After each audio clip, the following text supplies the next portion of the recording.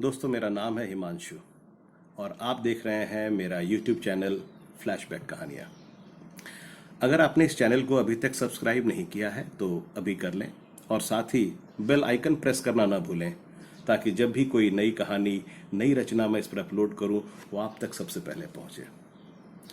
तो दोस्तों, आज मैं आपको सुनाने जा रहा हूं एक छोटी सी प्यारी सी कहानी, जिसे लिखा है ऐश्वर्यदा मिश्रा जी ने, और कहानी का शीर्षक है मनमीत। आइए सुनते हैं इस प्यारी सी कहानी को, जिसका शीर्षक है मनमीत। कैब से उतरकर ऑफिस जाने के लिए कदम बढ़ा ही रही थी कि अचानक एक आवाज सुनकर कदम रुक गया। स्मृति, आप स्मृति ही है ना? नजर 6 फीट के करीब 29-30 साल के पुरुष पर पड़ी तो आंखों को यकीन ही नहीं हुआ। तरुण, मुंह से अनायास बस इतना ही निकल पाया। थैंक यू सो मच कि आपने मुझे पहचान लिया। मुझे तो लगा था कि आप मुझे भूल गई होंगी। नहीं तरुण, तुम मुझे आज भी याद हो और तुम्हारे गाने आज भी मेरे कानों में गूंजते रहते हैं। ऐसा होता ना मैडम, तो कभी इस नाचीज को याद किया होता। अरे आप तो ऐसे गई कि फिर भूले से भी याद नहीं किया। अच्छा, आप यहाँ कब तक हैं? इसी बिल्डिंग पर 5th फ्लोर पर ऑफिस है मेरा। सुबह 9 से शाम 5 बजे तक यहीं रहती हूँ। That's great. मैं यहाँ कुछ काम के सिलसिले में आया हूँ। आज और कल का पूरा दिन इसी बिल्डिंग के 3rd फ्लोर पर मेरा कुछ काम रहेगा। अगर कोई प्रॉब्लम नहीं हो तो लंच टाइम में मिलें। ठीक है, बिल्कुल। अपना फ़ोन नंबर दे दो, मैं फ़ोन कर तुम्हें बुला लूँगा। तुम तो फ़ोन करोगी नहीं। तरुण की यह बात शूल जैसी चुभ गई, पर जानती थी उसके ताने के पीछे कारण उसका बुरा लगना है, इसलिए बिना उसकी बात पर आपत्ति जताए चुपचाप अपना नंबर दे दिया। ऑफिस के अंदर प्रवेश तो किया, पर मन किसी भी काम में नहीं लग रहा था। दिमाग रह रहकर पुरानी यादों में धकेल रहा था। 29 अप्रैल 2002, शायद इस दिन को मैं पूरी जिंदगी ना भूल पाऊं। 12वीं में पढ़ती थी। दिल्ली में सांस्कृतिक कार्यक्रम रखे गए थे। देश भर के जाने माने स्कूल के तमाम छात्र छात्राएं पार्टिसिपेट कर रहे थे। डांस के लिए मेरे स्कूल से मेरा चुनाव हुआ था, लेकिन 12वीं के एग्जाम्स पास होने के कारण घर से दिल्ली जाकर डांस कार्यक्रम में भाग लेने की अनुमति नहीं मिल रही थी। पर स्कूल के दबाव देने पर मम्मी पापा ने दिल्ली जाने के लिए परमिशन दे दी। वहां पहुंचने के बाद इतने सारे लोगों के बीच परफॉर्म करने को लेकर मैं काफी एक्साइटेड थी। मेरा डांस प्रोग्राम शाम 5 बजे होना था। मैं बेचैनी में इधर उधर टहलकर बैक स्टेज पर अपना समय काट रही थी। तभी बहारों फूल बरसाओ, मेरा महबूब आया है, जैसे ही किसी के गाने की आवाज सुनी, पैर अनायास ही गायक को सुनने के लिए सामने स्टेज की तरफ दौड़ पड़े। देखा तो बेहद खूबसूरत एक लड़का आंखें बंद किए तन्मयता के साथ इस गीत को गा रहा था। गाना खत्म होते ही वंस मोर की आवाज पूरे सभागार में गूंज उठी। वो थोड़ा शर्माया, फिर दूसरे गाने की शुरुआत कर दी। बड़े अच्छे लगते हैं,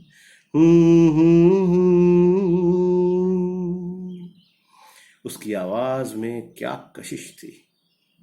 मन में आया उसका प्रोग्राम खत्म ही ना हो और मैं उसके गानों में खोई रहूं। खैर, उसका प्रोग्राम खत्म हुआ, मैं वापस बैक स्टेज आ गई। 5 बजे मेरा प्रोग्राम भी हुआ। खूब तालियां बजी, लेकिन उतनी नहीं जितनी उसके गाने पर बजी थी। मैं अपने डांस के बाद गेटअप चेंज कर नॉर्मल कपड़ों में स्टेज से निकल ही रही थी कि पीछे से आवाज आई, आपका डांस बहुत अच्छा था, बिल्कुल माधुरी दीक्षित लग रही थी। आपका गाना तो मुझसे भी बहुत ज्यादा अच्छा था। देखा नहीं कितनी जोर जोर से तालियां बज रही थी। सच में, मैं तो पहली बार इतने सारे लोगों के बीच परफॉर्म कर रहा था। आज तक तो सिर्फ स्कूल में ही गाया, इसलिए थोड़ा नर्वस था। तालियां वालियां कुछ सुनाई नहीं पड़ी। समझ गई थी जब गाने के दौरान आपकी आंखें बंद देखी। मैं तरुण शास्त्री कानपुर से आया हूँ। कहते हुए उसने अपना दायां हाथ आगे किया। मैं स्मृति पाठक, जमशेदपुर, झारखंड से हूँ। नाइस टू मीट यू स्मृति। अगर कर आप यहाँ रहीं तो कल मिलते हैं। अभी 3 दिन और यह कार्यक्रम चलेंगे। मेरा तो प्रोग्राम ख़त्म हो गया, पर मेरे स्कूल के बाकी बच्चों के प्रोग्राम अभी बाकी हैं, इसलिए मैं शुक्रवार को वापस लौट रहा हूँ। शुक्रवार को?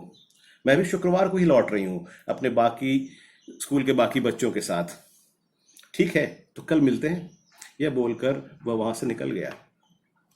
3 मई को वापस लौटना था।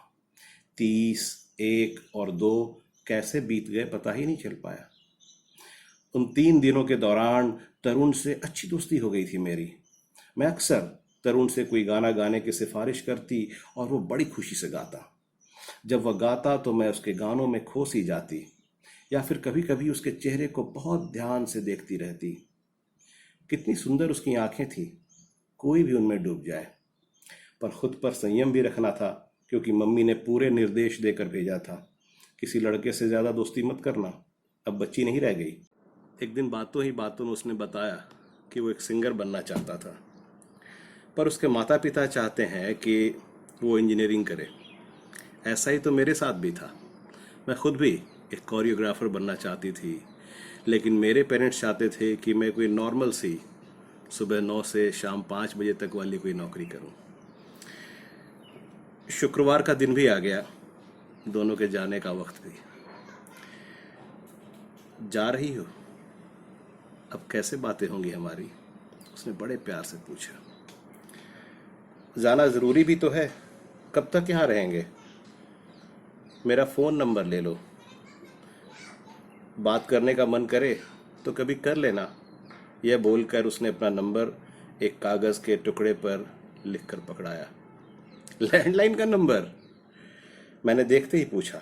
हाँ, लैंडलाइन ही है। मोबाइल फ़ोन हर किसी के बस की बात नहीं। तुम्हारे पास है क्या मोबाइल फ़ोन? मेरे पास नहीं है, पापा के पास है। जल्दी किसी को हाथ तक नहीं लगाने देते, मैंने हंसते हुए कहा। सुना है बहुत महंगा होता है, फ़ोन आने जाने दोनों के पैसे लगते हैं। मालूम पड़ा तुम लोगों को उन्होंने हाथ लगाने दिया और तुम लोगों ने उन्हें ही कंगाल कर दिया। अच्छा, कुछ भी। फ़ोन करना ज़रूर से। हाँ, पहुँच कर करती हूँ। ये बोलकर स्टेशन के लिए निकल गई। ट्रेन आई और मैं उसमें बैठकर भारी मन से जमशेदपुर की ओर निकल पड़ी। पूरा रास्ता तरुण की आवाज़ में दिलवाले दुल्हनिया ले जाएंगे का गाना हो गया है तुझको तो प्यार सजना कानों में गूंज रहा था। लग रहा था कुछ अपना छूट रहा है। मन हो रहा था कि ट्रेन से उतरकर वापस तरुण के पास पहुंच जाऊं, पर यह बेवकूफ़ी से कम नहीं होता। घर पहुंची तो सबसे पहले पर्स से तरुण का नंबर निकाला और एक डायरी में हिफाजत से रख दिया। सोचा सोमवार को स्कूल से लौटकर तरुण के नंबर पर फ़ोन लगाऊंगी, क्योंकि शनिवार रविवार सभी घर पे ही रहते हैं। सोमवार को लौटकर घर आई, हर जगह उस डायरी को तलाश किया जिस डायरी में तरुण का नंबर लिखा था, पर पूरे घर में उसका कहीं कोई अता पता नहीं था।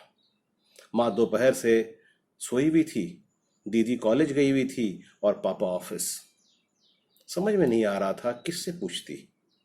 माँ जैसे ही जगी सबसे पहले उससे उस डायरी के बारे में पूछ बैठी। माँ ने कहा उसे कोई जानकारी नहीं है। फिर पूरी बेचैनी से दीदी के कॉलेज से लौटने का इंतजार करने लगी। दीदी कॉलेज से घर के दरवाजे पर पहुंची ही थी कि वहीं उससे सवाल किया, मेरी डायरी तुमने कहीं रखी है? कौन सी डायरी? अरे वही पिछले साल वाली, वही जिसमें तुम दिन भर की दिनचर्या लिखती हो। उसने बड़े अनमने ढंग से कहा। हाँ हाँ वही। मैंने उसे रद्दी वाले को बेच दिया। एक झटके में ये बात बोलकर वो अपने बैग से चॉकलेट निकालने लगी। पर बेचा क्यों उसे? मुझसे नहीं, मम्मी से पूछो, वो सारे काम मुझे ही करने को क्यों बोलती हैं। तुमसे कौन सा काम करने को बोलती हूँ? कितने दिनों से घर में अखबार और पुराने मैगजीन का अंबार पड़ा था। पिछले 10 दिनों से सोच रही थी कि उसे किसी रद्दी वाले को बेच दूं। जब रद्दी वाला आया तो मैं खाना बनाने में बिजी थी, तब जाकर तुमसे कहा कि रद्दी हटा दो। ऐसे कौन सा तू घर का काम करती है? रद्दी से मिलने वाले पैसे अपने पास रख लेने की शर्त पर तब जाकर तू मानी थी। मम्मी ने दीदी को ही आड़े हाथों लिया। अरे छोड़ो तुम लोग काम को लेकर लड़ाई, पहले ये बताओ मेरी उस डायरी को बेचा क्यों? 50 ग्राम कम हो रहे थे इसलिए बेच दिया। ऐसे भी पिछले साल की डायरी थी, कोई नई डायरी थोड़ी ना थी। वो मेरे काम की थी। मैं गुस्से से तिल मिलाई। दिनचर्या लिखने वाली डायरी किस काम की? ये चॉकलेट खा ले और दिमाग ठंडा कर, उसी रद्दी के पैसे से लाई हूं। मुझे नहीं खाना। मैं गुस्से से पैर पटकते हुए अपने रूम की तरफ भागी। खुद पर अब अफसोस हो रहा था। उसे अपना नंबर क्यों नहीं दे दिया? क्या जरूरत थी मम्मी से इतना ज्यादा डरने की, ये सोचकर कि कहीं वो फोन करे और मम्मी ना उठा ले। सब कुछ खत्म होने का एहसास हो रहा था। सच कहूं तो पूरी तरह खत्म होने का एहसास। उसके बाद साल दर साल बीतने लगे। उस घटना के 6 साल बाद सोशल साइट्स पर जब अपना अकाउंट बनाया तो सबसे पहले जो नाम ढूंढा वो नाम था तरुण शास्त्री, पर वह कहीं नहीं मिला। फिर भी हर हफ्ते कम से कम एक बार उसका नाम जरूर तलाश लेती। दीदी की शादी हो चुकी थी और उसका तलाक भी। उसकी और उसकी 1 साल की बेटी की जिम्मेदारी हमारे ही परिवार पर आ चुकी थी। दीदी ने प्रेम विवाह किया था। उसका हश्र देखकर अब दिमाग ने तरुण को तलाशने से रोक दिया था। इतने सालों बाद अचानक तरुण का ऐसे मिलना मेरे लिए किसी आश्चर्य से कम नहीं था। तभी फोन की घंटी बजी। फोन उठाते ही दूसरी तरफ तरुण था। अगर लंच टाइम हो गया हो तो नीचे आ जाओगी? आती हूं, बोलकर हवा की तरह रेस्टोरेंट की तरफ भागी। उम्मीद नहीं थी कभी इस तरह एक रेस्टोरेंट में बैठेंगे हम दोनों। तरुण रेस्टोरेंट की कुर्सी पर बैठता हुआ बोला, मुझे भी। पूरे 1 साल तक जब भी लैंडलाइन के फोन की घंटी बजती मैं बेवकूफों सा फोन उठाने दौड़ता, दौड़कर भागता कि कहीं तुम्हारा फोन तो नहीं, पर हर बार निराशा ही हाथ लगी। बाद में समझ गया तुम्हारा फोन अब कभी नहीं आने वाला। मैं कारण नहीं पूछूंगा क्योंकि इतने अच्छे दोस्त हम बने नहीं थे कि तुम फोन करती। और बताओ तुम्हारा जॉब प्रोफाइल क्या है? मैं एक आईटी प्रोफेशनल हूँ। और तुम तरुण? एक मल्टीनेशनल कंपनी में रिसर्च एनालिस्ट हूँ, मुंबई में। 2 दिनों के काम से दिल्ली आया हूँ। मतलब तुमने गाना छोड़ दिया? हम दोनों ने ही अपना सपना छोड़ दिया। अच्छा ये बताओ शादी कर ली? पति क्या करता है? बच्चे कितने हैं? शादी नहीं की। क्यों? दीदी के तलाक के बाद प्रेम, शादी, सबसे भरोसा ही उठ गया। मम्मी पापा की शादी तो चल रही है ना? ऐसा क्यों पूछते हो? मैंने हैरानी और गुस्से से पूछा। दीदी का रिश्ता टूटा तब प्रेम, शादी से भरोसा तोड़ दिया। अपने मम्मी पापा का रिश्ता देखकर फिर जोड़ क्यों नहीं लिया? तुमने शादी की? नहीं, मम्मी पापा तलाश में जुटे हैं, पर मुझे कोई अभी तक पसंद नहीं आई। क्यों? अरे जिन जिन लड़कियों से मिला उन्हें मेरे गाने में कोई इंटरेस्ट ही नहीं। सबको जिंदगी भर अच्छी सैलरी घर लाने वाला ही लड़का चाहिए था। हाँ ठीक है, तुमने गाना तो छोड़ ही दिया है, अच्छी नौकरी भी है, फिर उन लड़कियों के ऐसे डिमांड से परहेज क्यों? तुम नहीं समझोगी। लंच टाइम ओवर हो गया, ऑफिस चलते हैं। हाँ, घड़ी पर नजर पड़ी तो सच में लंच टाइम ओवर हुए 15 मिनट हो चुके थे। उठने का मन ही नहीं हो रहा था। मन कर रहा था सब कुछ वहीं थम जाए। मुझे पता है तुम मुझे फोन नहीं करोगी, पर अगर तुम्हें कुछ गलत नहीं लगे तो मैं तुम्हें फोन कर सकता हूं। उसने यह बोलकर फिर मेरी दुखती नब्ज पर हाथ रख दिया।